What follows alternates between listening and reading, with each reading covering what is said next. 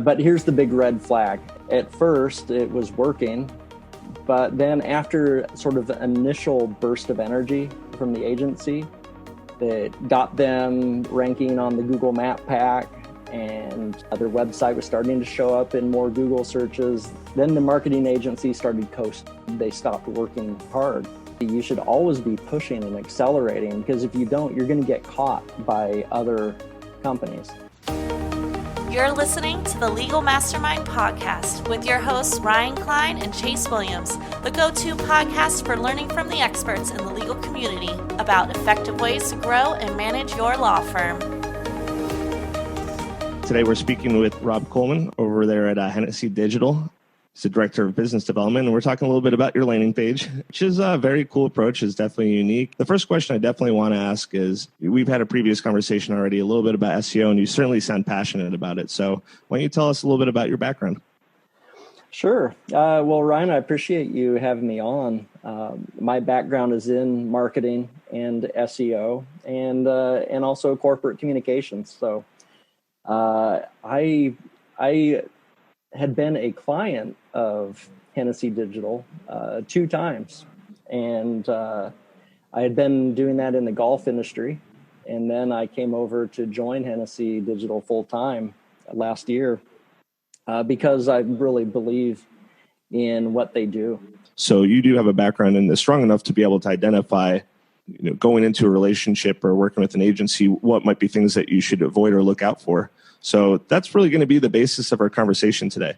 Yeah, it's unfortunately in the SEO business, and I actually had an injury attorney tell us this on a phone call a few months ago. He said, your industry is full of charlatans. And, he's not wrong when he says that. There, I think, are a lot of law firms who have had a lot of bad experiences. And they've gone through this sort of carousel of SEO agencies trying to find one whose product matches the promises that they give. Yes, especially since it's beginning of 2020, people are excited about getting their marketing going. They're probably talking to, possibly if they don't have a current agency, probably talking to a few. And sometimes it's kind of hard to distinguish between a few, what's the best fit. A lot of people, it's going to come down to their budgets. But we know that's not always the best differentiator for agencies. So why don't you start with maybe some of the first red flags that you tend to see? Well, sure. There's, a little bit of a horror story that I thought I might share today. And it comes from an injury law firm not too far from where I am here in Atlanta. And they were, as a fairly new personal injury law firm, they signed with a digital marketing agency that they thought they could trust. And this agency would build their website, set up their Google My Business, and start driving leads. And so they set it up to pay a monthly retainer plus an agreed upon cost per lead. And everything seemed fine. At first, it was working. But then after sort of the initial burst of energy from the agency that got them ranking on the Google Map pack, and their website was starting to show up in more Google searches, then the marketing agency started coasting. They felt like they had achieved some good success early, and they stopped working hard. But as an SEO agency, you should always be pushing and accelerating, because if you don't, you're going to get caught by other companies. And I'm not sure if this agency just didn't know how to do it, or if they just didn't care, or maybe it was a little bit of both. But they'd stopped pushing, and so the law firm decided they'd had enough and they wanted to move on. But here's the big red flag, and something that didn't come up in the initial discussions with this agency, but when they tried to separate from the agency, it turned out that the marketing agency owned everything. They owned the website. They owned the Google My Business page. And despite all the money the law firm had paid, the law firm owned nothing. And if they wanted to get their website and get their access to Google My Business, then they would have to pay a lot more money to the agency to get it. And they decided that neither the website nor the Google My Business listing were really worth the asking price. So they had to walk away and start all over again. And what a nightmare for that law firm. But one that I think we can take a few lessons away from and learn a few things, and we can talk about today about what are the questions you might ask and talk about in order to avoid something like that happening to you.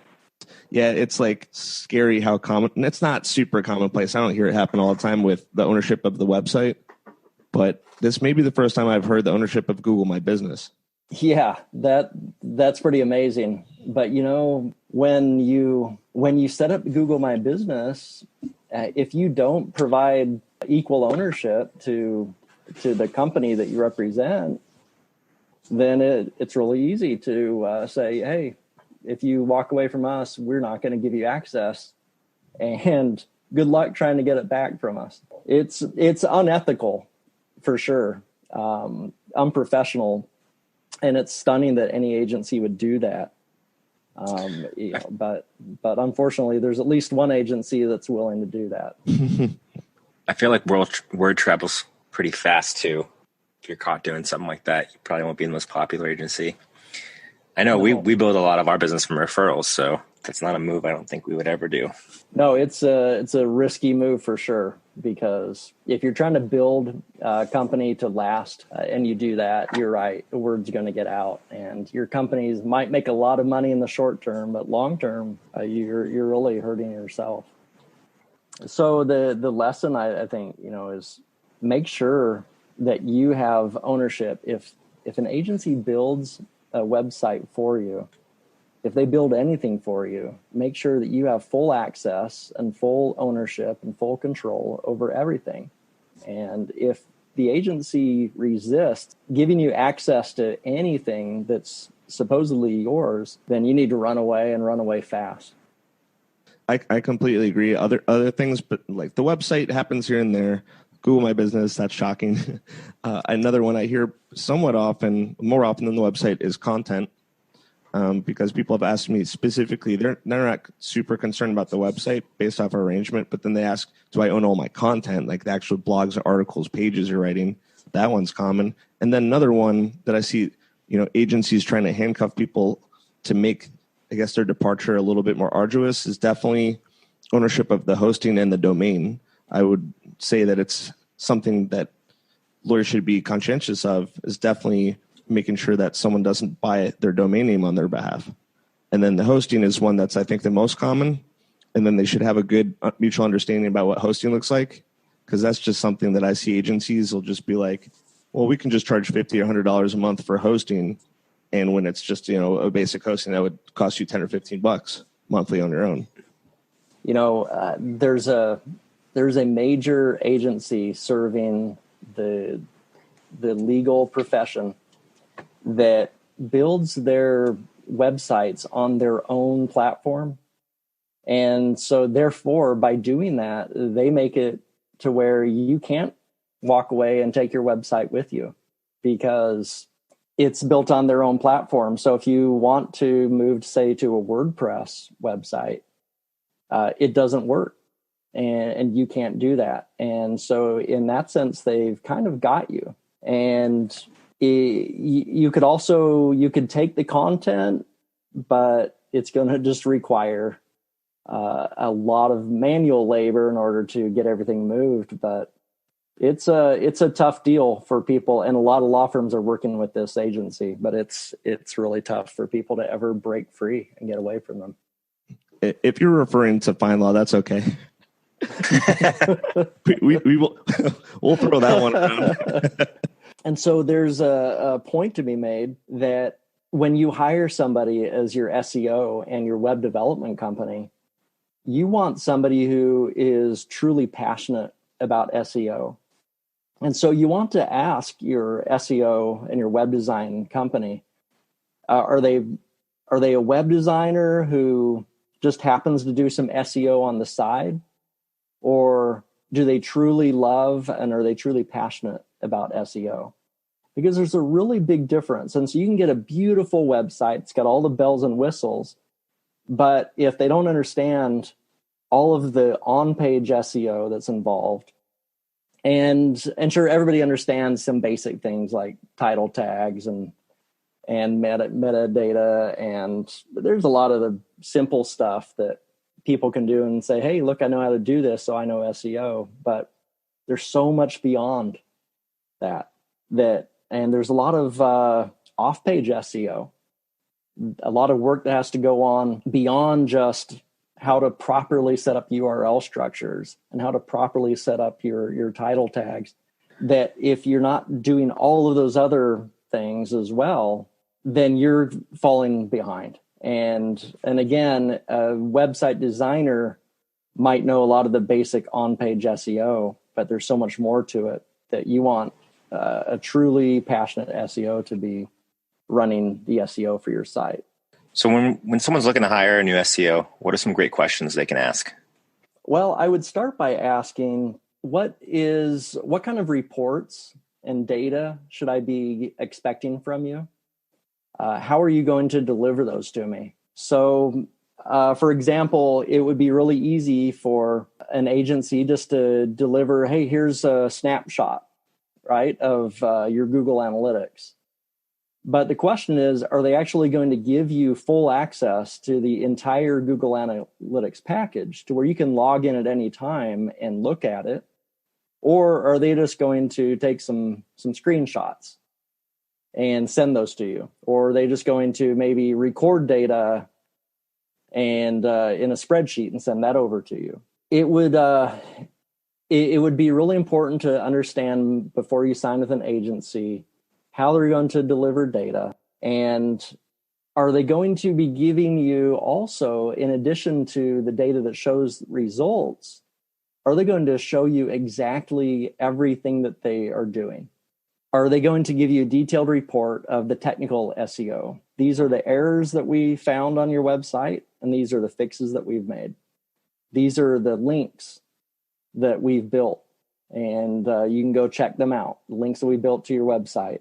What are all of what's the new content that they've added to your site? And what's the purpose of each of those pieces of content? What keywords are being targeted? And so they should be able to provide very specific lists of everything that they have done, and not just a little glimpse at the results of your SEO. One of the things that I know we wanted to discuss were some maybe red flags. And I know one right off the bat is people guaranteeing that number one position. How do you feel about that sales approach? Well, guaranteeing results is a big no-no in SEO. I think it's far more important that an agency shows you these are the results we've gotten in the past, and we can't promise that we're going to deliver identical results for you. But they should be able to show you some case studies that show the before and after of their SEO. But if they ever are promising you, hey, we're going to get you on page one, yeah, that is something that I would run away from. First of all, the question is, well, page one for what? If someone goes and types in the name of my firm, yeah, we're going to be on page one, right? But are we going to be ranked on page one for the highly competitive keywords that people are really searching for? So if someone wants a car accident attorney in my city and they type that in, where are we going to rank there? But again, you can't promise that you're going to get them on page one, because it requires a lot of work in order to get that ranked on page one. But ultimately, it's beyond your control, isn't it? So going back a little bit to reporting, I completely agree that reporting is pretty much your main line to transparency, which is one of the most important things you can look for in an agency, in my opinion. So this is something that kind of goes with an agency you may work with, and then certainly one that you are currently working with. This is something we'll discuss too, maybe red flags for your current relationship. But reporting, it's, what is it that they're reporting? I think that it's a little bit of a red flag if they never ever talk about the leads that you generate. I know that traffic is great, organic traffic, breaking out by landing page and breaking down the behavior, that's helpful. But then if it ultimately doesn't lead to what it actually converted to, that's kind of an issue. And then in addition to that, I think that it's a little bit of a red flag if you've been working with someone for a while and it's just nothing but positivity across the board, like from day one to day 365. It's just like always positive. Like, come on, like Google fluctuates. There's algorithm updates. Not every single thing on your website is going to be perfect. So I actually think it's a red flag if your agency is just constantly talking about how great things are and never ever discussing things that are negative and they're working on. Oh, yeah. Yeah, you're absolutely right. I wish I could say that every single reporting call that we have with every single client is always just perfect, but unfortunately that just isn't the case. And so sometimes you have to deliver some less than good news to a client and say, okay, maybe there was an algorithm change with Google and maybe that caused something. Sometimes it's just, maybe there's a competitor who has really invested in some in your market for certain keywords that you're targeting, and maybe they've jumped past you. And sometimes you have to report that. So not all the time is everything going to be good. I mean, the best news would be, oh yeah, you rank number one for every keyword that you are looking for. But again, it just takes a lot of work. And they fluctuate. The rankings you don't just get to number one and stay number one without a real concerted effort to stay there. And you can bounce in and out of that number one spot for certain keywords. On the question about tracking, whenever we work with a client, one of the very first things that we do is set up call tracking metrics, because it's important to, as you said, you want to know, is the website actually converting? Are we getting phone calls to the client because of the SEO that we've done? And so by setting up call tracking metrics, we can see if somebody maybe does a search for car accident attorney, and it takes them to your car accident page, and they read what you have there. And then because they're on their mobile phone, they just go ahead and click right there to say, yeah, call, I want to talk to this attorney. With call tracking metrics installed, we can see exactly what page they were on when they made that phone call. And then we can learn where are they, and then we can track that person and ultimately find out, did that case get signed? And so we, by installing the call tracking metrics at the very beginning of an engagement, it gives us a lot of data to work with that helps guide us in all of the SEO decisions that we make.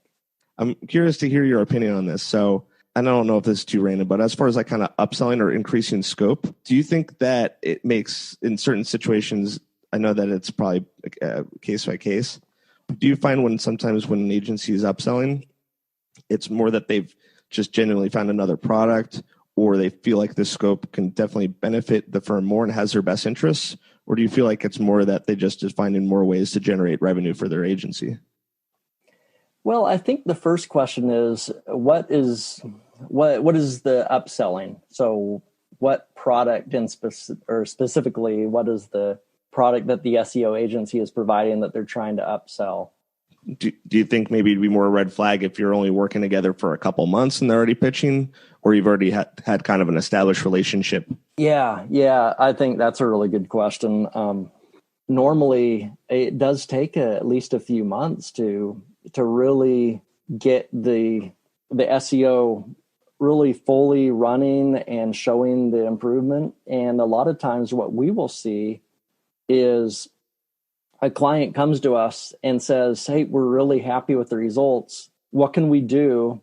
Or is there anything we can do to turn this on even more and get more results? And so a lot of times if there's an upselling going on, it's not because we have brought that to the client. We don't bring that to an attorney and say, hey, we want to do even more. But they actually ask us because what we're doing is working and they want to know more. And usually the answer to that question is more content, because if they've got a lot of practice areas and they have maybe a lot of cities then you want to build more landing pages, and you want to keep targeting more of the geographic locations that the attorney is serving. You want to target more of the practice areas, and there are always more opportunities to find more things that people are searching for and say, hey, let's work on that. If it's an attorney who is interested in mass torts cases, for example, well, then what are the mass torts that you're going after? And let's find some of the hot mass torts that a lot of people are searching for. Let's make sure we've got some content up there. They're going to help you bring in more of your clients who are maybe specifically searching.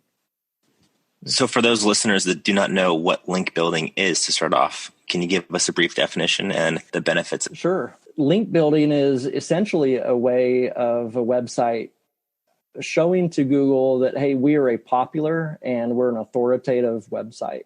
Because when you've got really other websites that are popular and authoritative, and they're linking to your website, that's a signal to Google that maybe there's something going on at your site. So the more links you get, directing people to, hey, visit your website, the better it is for you. And so when you now post a landing page that is about truck accidents and hiring a truck accident attorney, then Google is going to give that page just a little more credit and rise it a little higher in the rankings, because they say, hey, this is a popular page, or this is a popular website. And so link building and strategy is crucial to a good SEO strategy, because it shows that your website's authoritative. Do you think there are some common red flags associated with how agencies go about doing their link building? Yeah, there are some big red flags. We actually are talking to a law firm right now. They're not one of our clients, but we're talking about them becoming a client. However, they also have another agency who is trying to get their business. And this other agency shared a list of 800 websites that they would be working on to get linking from those websites to the law firm. And the marketing director shared with me some of the links on that list, and one of them was a porn site. A lot of them were these kind of private blog networks that are big no-nos. And in general, it looked like a list of links that 15 years ago, people were trying to get links like that, because it was 15 years ago, it was more about quantity. But today, Google has made it very clear that your link building is all about quality. And not only that, but bad links. And a lot of these links on this list of 800 links were bad links that are actually going to hurt your website instead of helping it. When Google sees a lot of really poor domain authority websites linking to your site, they discredit you, and it's hard to recover from that until you go through a disavow process to tell Google, hey, no, we don't want any of those links. But that'll take a little bit of time. The easier thing is just don't even get involved in that to begin with. Stay away from those bad links that are going to hurt your website, and go with an agency that isn't promising to get you hundreds upon hundreds of links, but rather go with an agency who is going to get you the kind of links that are high quality, high authority, that are relevant. Let's close it out with maybe one of the biggest red flags, or one of the biggest ways that I would maybe reconsider your current relationship, especially if you feel like you've kind of just been treading water, you really haven't been growing that much in a while. And, maybe the relationship has been great, but it seems like one of the first examples you had that maybe they started strong and they're kind of just coasting. I'd say that my biggest red flag that I see with agencies is that there just doesn't seem to be a desire or any sort of, I guess, motivation to really think like, what can I be doing to always stay ahead? I see that a lot of agencies, they start off with like their onboarding. That's kind of unique. They're doing a bunch of things, but then the day-to-day moving forward is just, we're going to do content, we're going to do links. And then they just don't really think about anything else that's trending or staying ahead of algorithms. Like they don't mention anything about, taking advantage of new structured data. They don't talk about any preparations for voice search. I think a red flag really for a current relationship is an agency that doesn't feel like they need to go above and beyond to prepare for marketing the way it looks this year. Well, I think that the more you can learn as an attorney, the more you can learn about SEO, then the more comfortable you become in asking questions, and then you start to know what are the questions to ask. And so I think a good example of that is there's an attorney in Florida. I mentioned him to you earlier as the guy who said, your industry is full of charlatans. Because he had been before he came to us, he had been with 5 SEO companies. Every single one of them talked a big game about what they could do, but none of them actually could deliver. And he reached the point where he said, look, I'm either going to just throw in the towel and say SEO just isn't for me. It's not going to work. I can't do it. Or I'm going to learn everything I can about SEO and make sure that my next SEO agency, I'm going to hold them to the fire and make sure that they know what they're talking about. And then month to month are doing the things that they promise they're going to do.